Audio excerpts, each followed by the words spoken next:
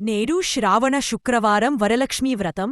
శ్రావణమాస పూర్ణిమకి ముందు వచ్చే శుక్రవారం నాడు వరలక్ష్మీ వ్రతం చేసుకుంటాము. భృగుమహర్షికి ఖ్యాతికి శ్రావణమాస పూర్ణిమకు ముందు వచ్చే శుక్రవారం నాడు శ్రీలక్ష్మీదేవి జన్మించింది. వరములిచ్చే లక్ష్మీదేవి జన్మించడం వలన వరలక్ష్మి అనే పేరు వచ్చింది.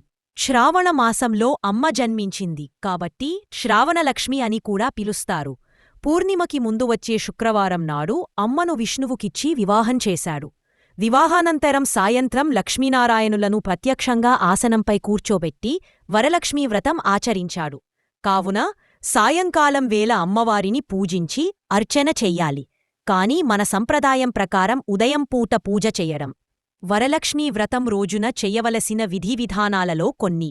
ఉదయం పూజ చేసిన వారు సాయంత్రం వేళ లక్ష్మీదేవి గుడిలో ప్రదక్షిణలు చెయ్యాలి. లక్ష్మీనారాయణులు గురుదంపతుల రూపంలో ఉంటారు.